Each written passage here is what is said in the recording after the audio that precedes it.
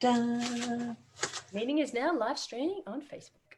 Is that what it's saying? It is what it's saying. Yeah. It's what it's saying. Awesome. We're live streaming. So while we wait for everyone to jump on with us, let's get some music going. Can you hear that music, Lisa? No, unless I'm hearing voices, which is possible. Let me take my headphones out because then everyone's going to hear it in my house. Can indeed. Look. I won't try and dance for you. If I had my children here, I would, because, you know, you just do these things, don't you, when you've got children? So we're starting with some positive vibes today, guys, while everyone's jumping on the live. Just getting ready for everyone to catch up with us and jump on. Lisa's here to share some amazing stuff with us today to help you all stay positive with what's going on. So just play us some music while we wait for everyone to jump on. Everyone likes a puppy dog too. I'll get my new therapy dog. Oh, definitely. Yep, hang on. Sunflowers, puppy dogs, and a bit of Katrina in the waves. Just the way to go, guys, isn't it? Everyone likes a puppy dog. Ah, how's that for a positivity overload? Oh, look. Bachi, who's this? Who's this? Look. Brilliant. A little bit cute. She's really missing the face-to-face contact at the moment, because I'm still doing face-to-face support, but in the interest of reducing the busyness, I've decided that the pooches have the time off. Brilliant. Everyone's excited. Rightio. I'm going to stop that music so we can actually hear ourselves think, and I'm going to plug my headphones back in so you guys can get full blast of what we are doing here. Thank you so much for joining us here in the Rocket Launch Your Business Facebook group. It's awesome to see you Monday morning. Hope everything is going well for you. Or Monday morning here in Australia. Not quite sure what time it is wherever you might be checking in from around the world. I will run a watch party of this interview later on today for those who it's the middle of the night right now and you want to catch up with it later on. So please do share any comments you've got, any questions for Lisa, anything you'd like to share with us, pop it into the Facebook page because I can see you all there. Kelly's here, which is awesome, saying that was her favourite song as a child. Fantastic, telling me how old I am actually, Kelly, because that was when I was a teenager. And she needs a therapy dog as well, Lisa. So that sounds like a great idea. Get hold of it. They love to therapize around. There's always enough cuddles in their world. And unconditional love, they'd be good at it. Better. Nothing better at all. So before we get started, very quick chat with Lisa today, who is one of our amazing clients, but has just done amazing things with her brand and obviously her expertise as a psychologist, helping amazing groups of people with really dealing with stress and anxiety. I guess, Lisa, is one of your major passions, is helping people really balance this whole thing out, you know. And at the moment, I guess we are swinging, you know, from this pendulum that's going backwards and forwards, you know, oh, it's not too bad, it's just the flu, it's, you know, this sort of denial, through to, oh my God, we need to lock ourselves indoors and call the police on anybody we see walking past our windows, you know. So there's this whole, so I know I'm going through it and lots of people are telling me the same thing. But I've got some specific questions I wanted to ask Lisa, because Lisa has this expertise. And a lot of people are sort of saying, hey, look, you know, thanks for the positivity and everything you're doing, but I'm not an expert. I'm just really passionate about helping other people. So that's why we've got Lisa on today, because it really is important that we get expert help at this time. We don't listen to too many opinions that are out there on Facebook. And there was a really funny meme the other day, Lisa, where it said, we're going to now cross live to our expert, Catherine from Facebook. You know, everybody's an expert when these things happen. And it's really important that we talk to the experts who actually have years of experience. They've been there, they know what's going on, and they can offer us some advice that's actually really tangible and practical and not just, you know, something that someone's come up with. So start off with this question for you, Lisa, which I've got. Why are we all feeling mostly incredibly tired? Some of us are talking about, you know, we've got upset stomachs, we're worried, we might be feeling alone. It's a huge amount of emotions that people are all going through right now. Why is it that crisis like what we've got going on at the moment causes these physical feelings of fatigue and illness and so on? How does it affect us physically? Yep. Well, we've got to remember, I mean, basically our body is a very primitive sort of vessel. Our mind is what has actually evolved. So we talk about a reptilian kind of brain, and what our brain is really good at, it is actually very good at and designed for surviving through stress. The issue is that unlike our primitive body going, I'm running away from the saber-toothed tiger who's about to eat me, and I run up a tree, So suddenly I no longer need that adrenaline. I no longer need those big sort of breaths. I no longer need that big muscle, mass to just get me away from that saber-toothed tiger. We actually are in this prolonged stress. So the adrenal system is absolutely getting a big flogging right about now. Cortisol levels are massively streaming into our body. And you're speaking, about many things. Uncertainty. We get told one thing, 3 months behaving well. We get told 6 months behaving well. We really don't know what is actually happening. And some of the countries that appeared initially to be doing well aren't doing so well. Some countries that are this or that. We're really relying on these beautiful experts and leaders in our world and in our government and, around the nation really to give us the best sort of information. But nevertheless, there's mixed information out there and there's a massive amount of uncertainty. So what our primitive brain goes, okay, based on my past experience of uncertainty, what did I do to cope? So we very much are a product of our past experience. So we try to pull up some of that to go, these are the things I know I can do. But again, most of the things we've been through in the past have looked very different. Grief around someone passing away, clearly uncertain times around of that, but there's a definitive thing that's kind of happened. This one is so much an unknown and so much uncertainty. And, our body is in a state of stress a lot of the time. A lovely way to call it, it's almost like the tide of the water. The tides come in and we feel like we're in high tide and we go, how long do we cope? How long can we manage? We're flooding. We're feeling like we're sinking or swimming. Where are we? Oh, this beautiful water. This is okay. I'm feeling settled. Oh no, I'm feeling overwhelmed. A whole range of emotions goes on. We know at some point the tide will go back out. We know at some point we'll see the beautiful beach again. And we know at some point things will move, but the fact that we don't know how long that's going to be is the uncertain part. So this adrenaline in our body is designed for short periods of us coping through immediate stress, to be able to escape the saber-toothed tiger, a car accident's happened, being able to somehow move our body away from that accident and injury. Then there's a recoup, then there's a time to rebuild and reset. Unfortunately, we're not quite sure what the actual reset point in time is. That's why we have to create our own reset in time.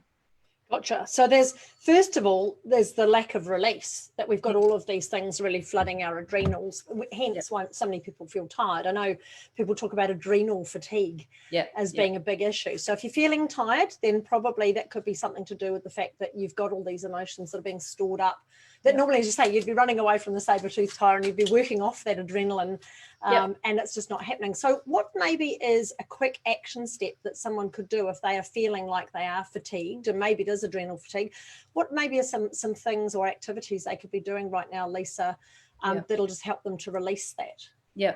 Well, we know, I also talk about this adrenal stuff. It's like we're holding shopping bags. Imagine we're holding shopping bags. And geez, if we're lucky to get a lot of shopping bags, we're doing well at the moment. But we're holding shopping bags and our body's getting fatigue. As soon as we put that down, there's a release, there's a let go. It's that feeling that you get into that warm bath. So really what we need to do is we need to acknowledge what we're actually feeling. Validate our feelings is the best start in it, and have that acknowledgement with ourselves of, I'm feeling a rise of stress. I'm feeling a rise of panic, uncertainty. What can we do in that moment to ground ourselves? What can we do in that moment to stop, to take a peaceful pause and just drop ourselves back down to our 3-year-old brain, our 2-year-old brain that goes, wow, look at this pencil. That is fascinating. Feeling it, noticing it, exploring it with our eyes. What's the texture like? In that moment, if we use all of our senses, our 5 senses, to ground ourselves and pick up that amazing rock that I'm looking at that I've never seen, a child doesn't get very stressed when they're observing the world and they're being curious about the world. So if you do that through exercise, beautiful, be in that moment. Don't be running away from the saber-toothed tiger while you're exercising. When you're walking, notice the fresh air coming across your skin. Feel the hair follicles actually getting a beautiful massage. Feel that beautiful winter sun baking down on our skin. Have a listen to what we can hear in the world. The sounds of nature are beautiful soothers. Looking across at the sea and we can see the glittering of the water. Feeling our sense of our body relaxing and unwinding our curls. Suddenly our spring gets desprung and suddenly we ground back down. Because all our body wants is safety. And the big question we need to ask ourselves, am I actually in immediate threat right now? Right now, you and I are in a safe space. Right now, I'm in the sounds of my home. I'm assuming that's where you are. I could be down at the beach. Right now, am I an immediate threat? No. Okay, so we need to practice that outward breath, which sends a message to our sympathetic nervous system, which is sympathizing. It's reacting and responding.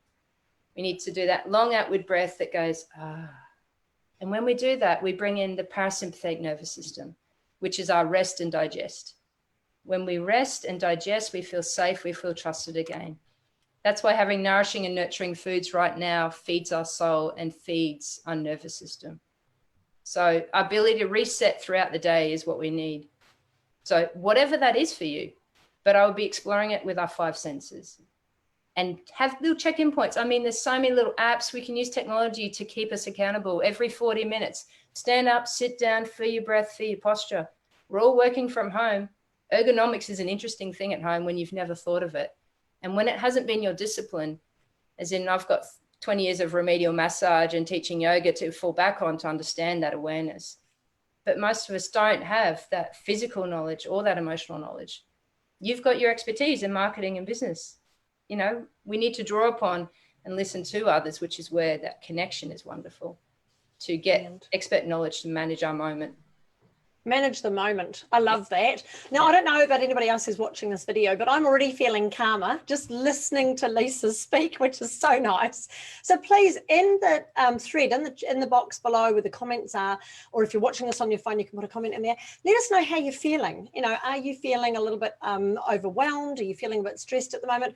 And maybe give us some other tips. What are you doing at the moment to ground yourself, to live in the moment? And what a great tip that Lisa shared with us there. Just ask yourself that question: am I in immediate danger right where I am? Is there the saber-toothed tiger, or is it something that I'm just building up myself because of what I'm watching on the news, or I'm reading in the paper, or I'm hearing all the time?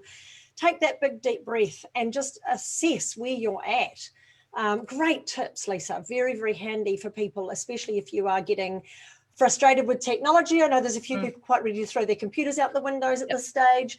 I know we had some fun even getting on live today. So just all of those fabulous grounding tips that Lisa has given us. But most importantly, the big outtake for me was, be in the moment. And really let yourself be grounded, and just ask yourself that question when you're feeling really stressed and really anxious: am I in actual danger here? Or just look around me and see where I am and what's going on, and ground yourself, which is very, very cool. Now, and one thing on that too is, as I was saying, this is why I love talking about this little 3-year-old child. What we're actually doing is we're talking to your nervous system. We're talking to your blueprint. The more you reinforce neurological pathways, the more you are what you think and feel. So the issue with being bombarded with media and all these sort of messages and information is that unless it's nurturing and nourishing to your soul and your nervous system, and consequently your immune system, perhaps you're doing yourself a disservice. Sometimes I say to people, and when I used to teach yoga in the mental health hospital, I said, I'm sure you have spoken, thought, feel everything through this point. You've done group therapy, individual therapy.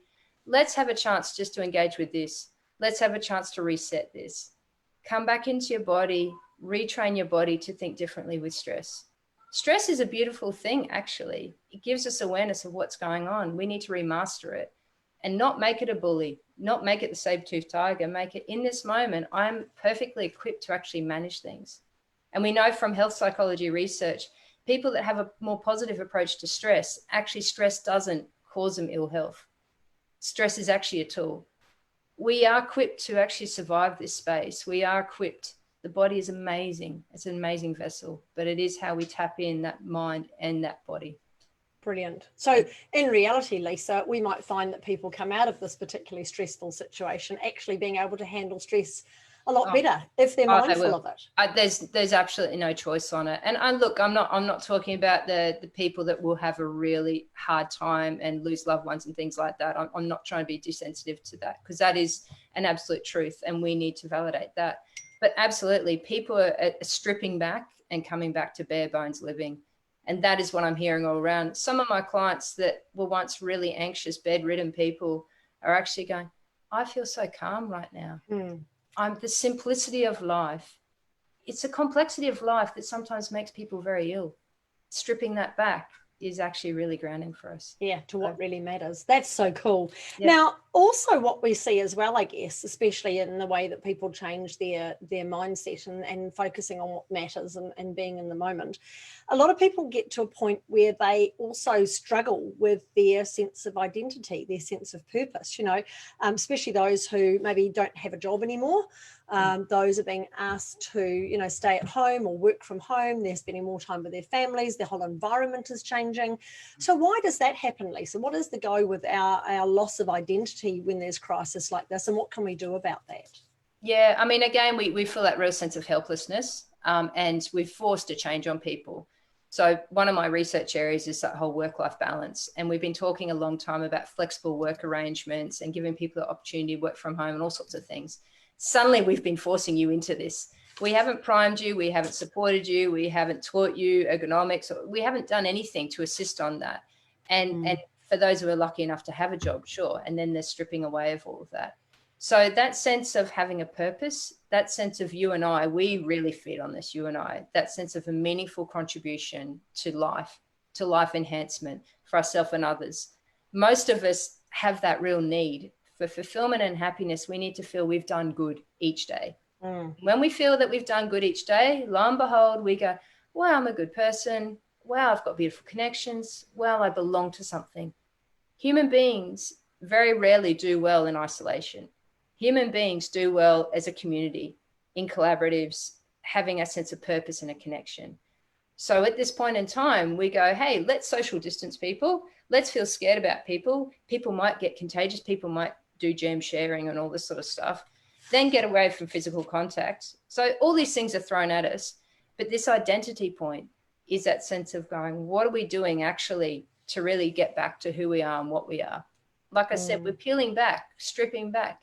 If we use this time to get to know ourselves, if we use this time to go, what is it that really feeds my soul in terms of self-care, in terms of connection with others, meaningful others, working within our means of what we can work with, obviously through social media and phones and all that sort of thing.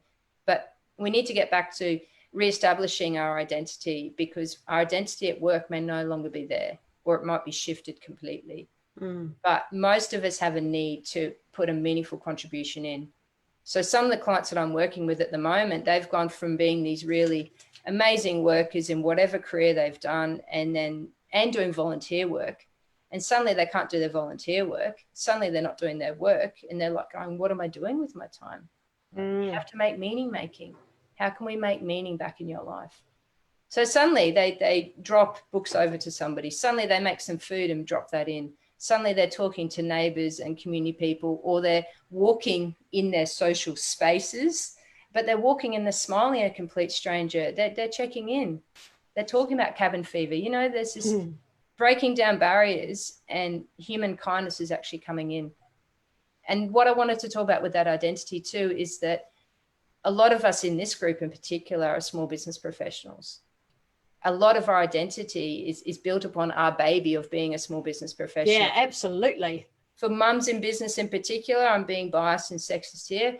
A lot of mums are going, oh my goodness, I am now the forced lion's share of a caregiver at home. I'm suddenly this identity of a mother, a nurturer, a nurse, a doctor, a psychologist, a social worker, a recreational officer, but not with any resources. So suddenly I've got this identity hat that you and I have gone from feeling good in our practice. Suddenly we're stay-at-home parents, isolated, not resourced, and meant to feel good at it. Children are stressed too. How do we answer those stressful questions? How do we actually be those things that we're not practiced in? We're not practiced in parenting 24/7, let's face it. We are very good at delegating ourselves around, and that's what we're good at. Suddenly we're saying, be good at your identity, feel good about yourself with how you parented right now. I know you've got an older daughter. I'm not sure anything else, but how are you having those conversations? How are you saying, hey, don't go out and do risky behaviors like parties and drinking and all those other things right now. Suddenly you're having to come in and be the watchdog and the police. Yes, all these roles that are changing and modifying and moving around, aren't they? And it depends where you are, of course. I know most of my family's in New Zealand and they're on total lockdown. So they're homeschooling and they've been doing that even before the school holidays and everything else. Yep. So it's just really interesting. But This answers so many of those questions I had, Lisa, about why we're seeing so many people going, I've cleaned the house and I've spring cleaned the garage and I've cleaned the windows, and they're just throwing themselves into this activity, I think, in order to find some purpose, because everything else has been taken away. So to just find that sense of productivity. So Lisa, when we're in these situations and there is, I mean, what makes us just want to sit on the couch and watch Netflix? What is this whole, I just want to disconnect and sit there and do nothing and almost wallow? And when does that change into, hey, actually, I want to be more productive than this? How does that process work?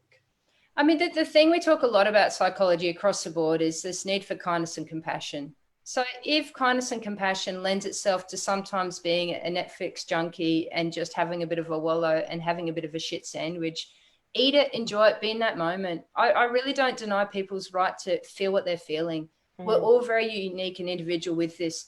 This for some people will take them back to their past traumas where they had abandonment.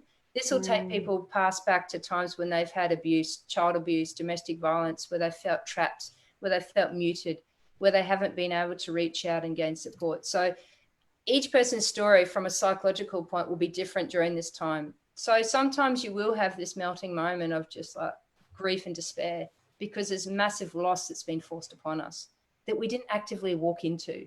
You get yourself a motorbike, as I've done before previously, and we do something silly and we have an accident. We've walked ourselves into that. So we reflect on it, go, oh, silly choice. This we didn't really make a silly choice in. Every day we're making choices in how we manage it and whether we come together as a society and a community and Australia, Ireland, to actually do well in this time. But ultimately, it's interesting. Each person is different with that. So my suggestion is, I love the idea of making your house your sanctuary. I love the idea of going, great, suddenly, and these are people that are having to work from home before this health crisis, people that have had workplace psychological injuries or whatever, or some burnout. Suddenly they get productive at home. Suddenly their clothes that they can no longer wear or not look good in or feel bad about, suddenly they get removed and decluttered. Suddenly all the shelves get resorted out and repacked. So yeah, productivity is beautiful at this point. That sense of walking through, when you come into your home and you see your lawns that haven't been done and your gardens unweary and all the rest, everything looks like it's neglected. It hurts your soul. If you love your car and your car's full of bird poo and whatever else, it hurts your soul. So those things, polishing them up, taking pride back in them, walking into a home that feels more like a sanctuary again, there's a real ability to rest. And we spoke about the nervous system.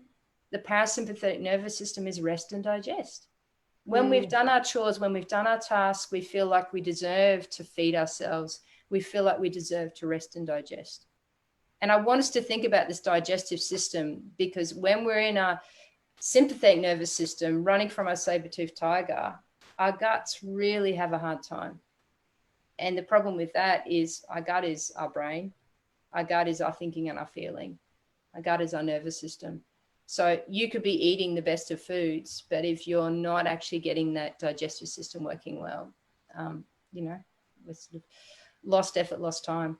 And this is back to the physiological outcome of stress, isn't it? Which is why I love talking with you so much, Lisa, because it's not just, you're a psychologist by trade, but you've got so many other arrows available to you in your suitcase of all these tools you have, and one of them is understanding how that affects you physically and gut health and balance and being moving and all those sorts of things. Just so good.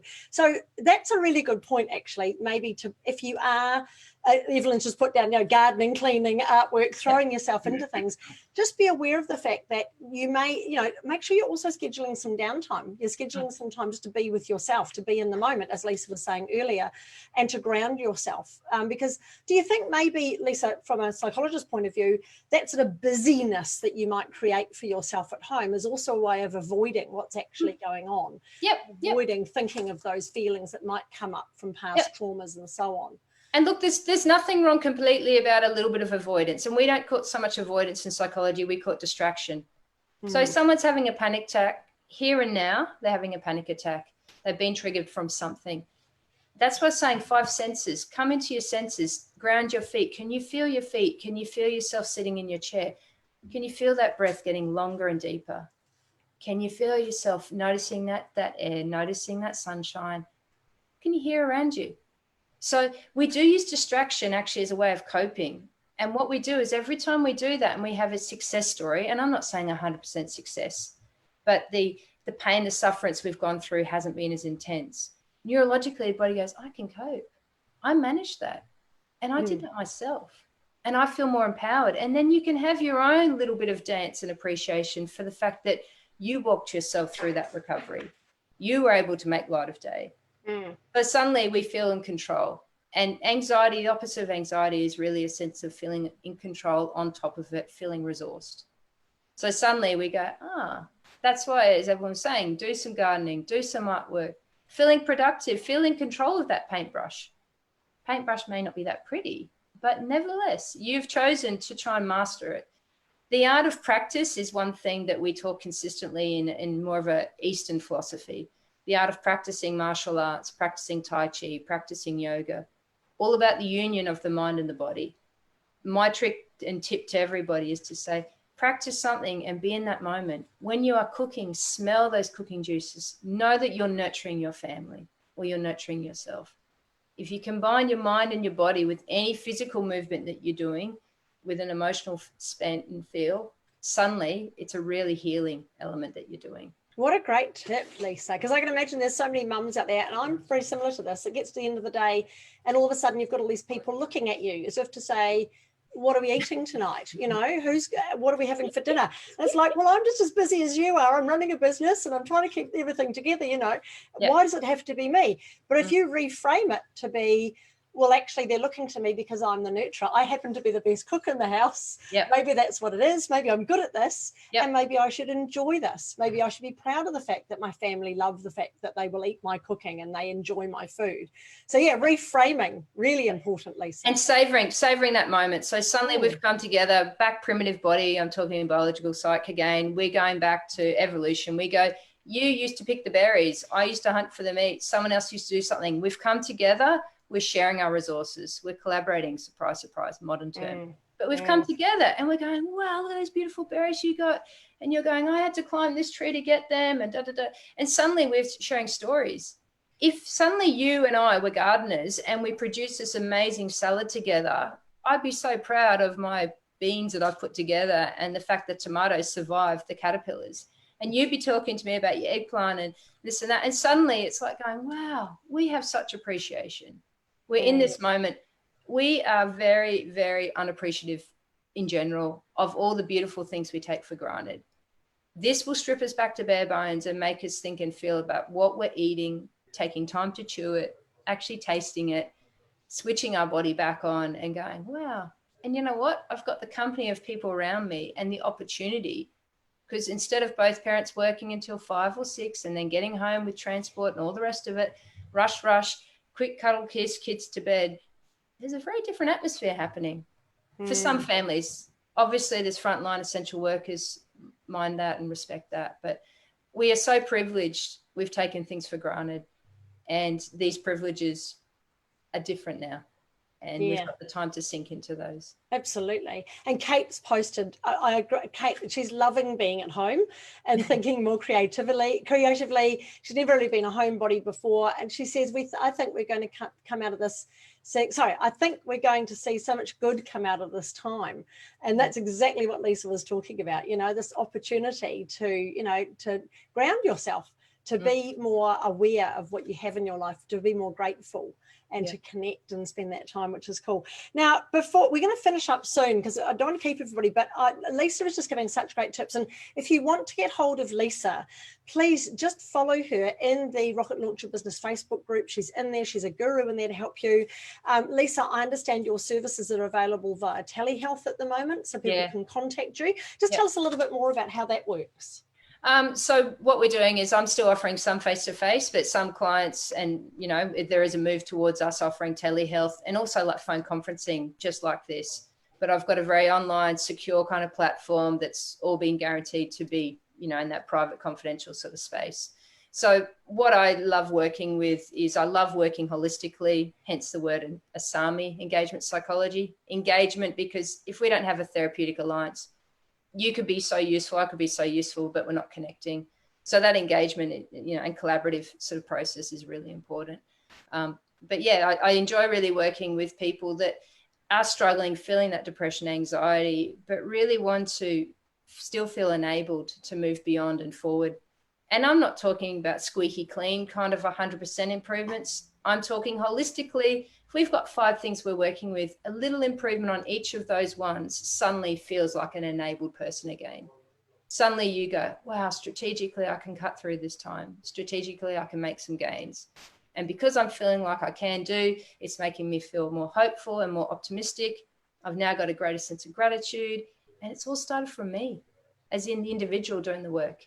They're not coming to you to fix them and get magic from. They're actually creating that magic within themselves. We're just facilitators, reminding them or giving them some skills and strategies, but they walk their talk.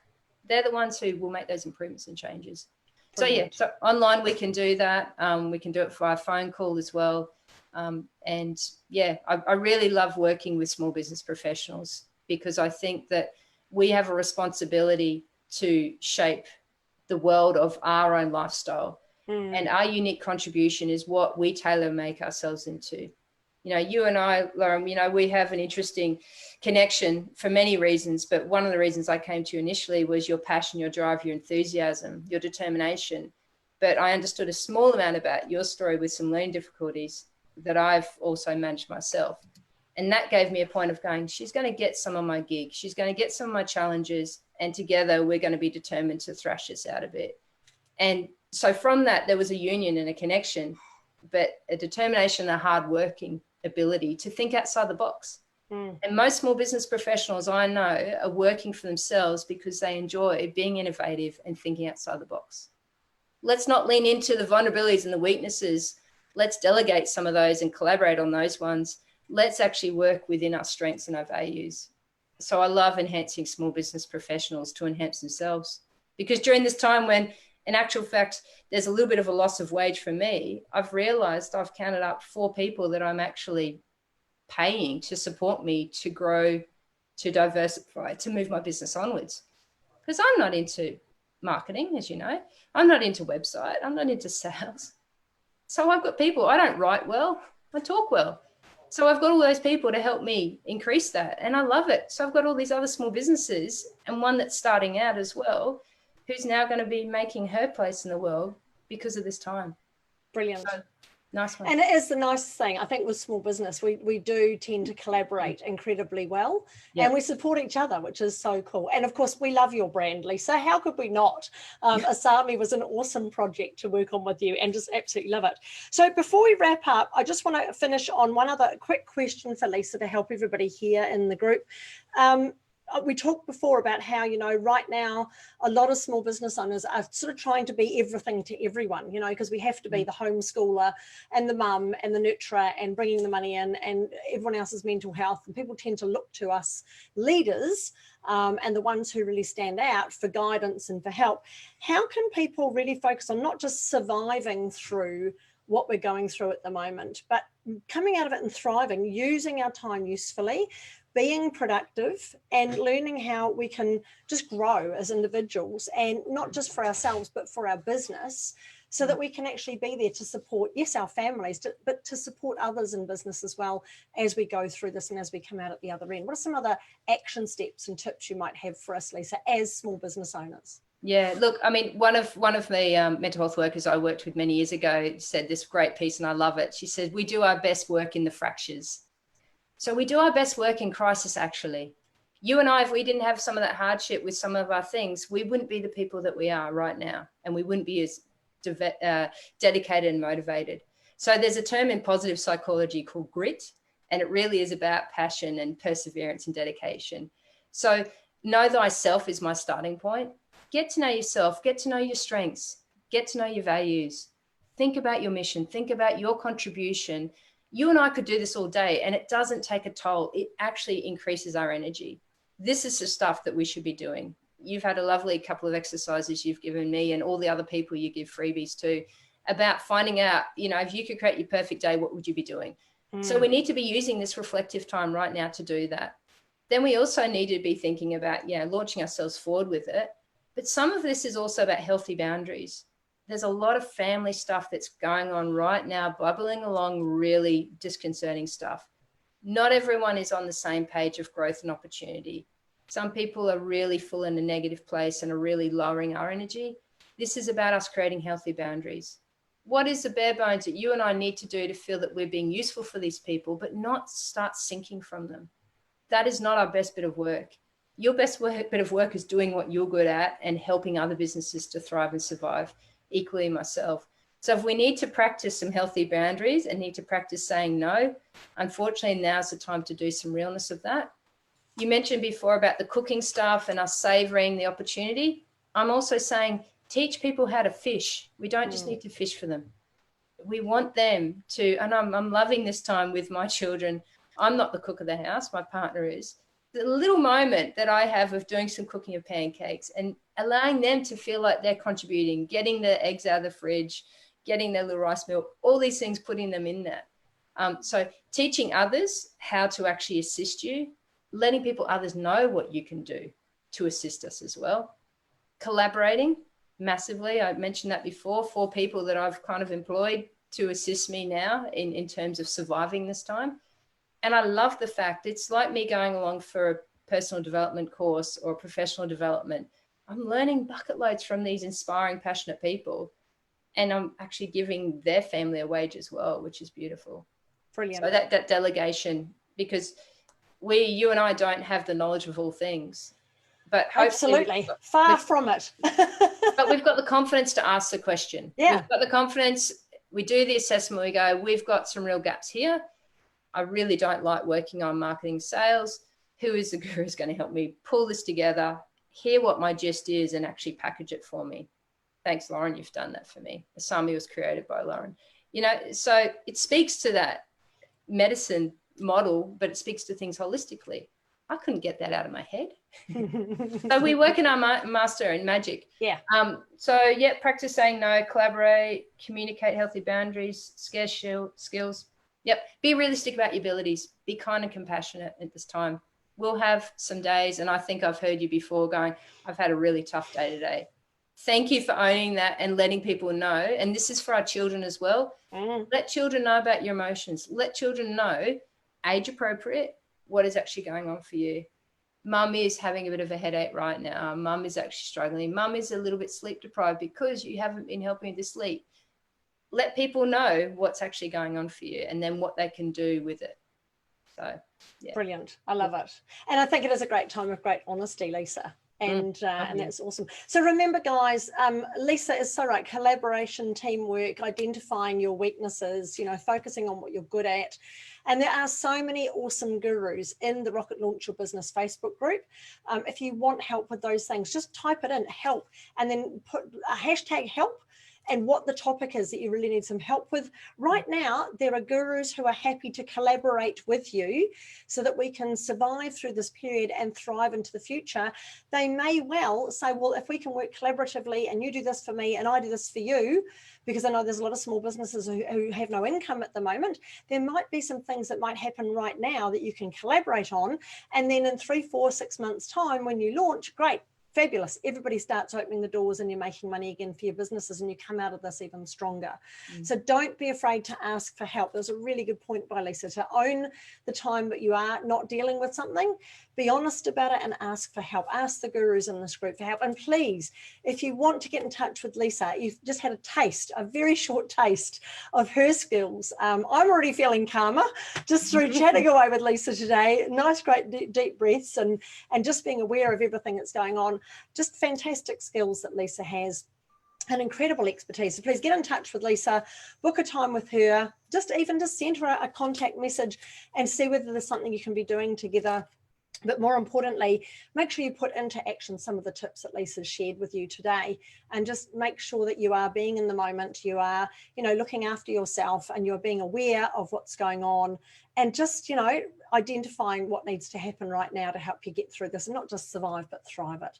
So thank you so much, Lisa, for joining me here today in the group.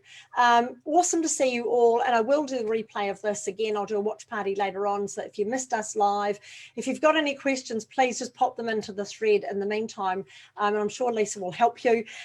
Thank you, Kelly. She's giving us some thumbs up and some great advice. Kate as well, thanks for the help.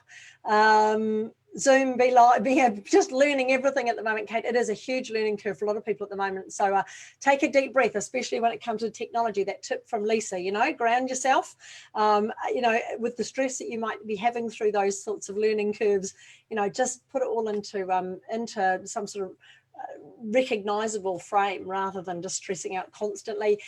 Sonia and Anita, you're very welcome. Lovely to see you. Evelyn Wakefield here as well. Thank you so much for joining us. And please do get in touch with Lisa. She's there to help. And we're going to exit again with just a little bit of fun music going on. I'm going to take my headphones out so that we can have some positive music going on to finish off our segment here. Have a dance around your living room, guys, or wherever you might be working from. And just enjoy the day. Make sure you live in the moment. Thank you, Lisa. It's been awesome having you here. We've got a puppy love as well. Thanks, guys. Take care. Have a nice day. Bye. Bye.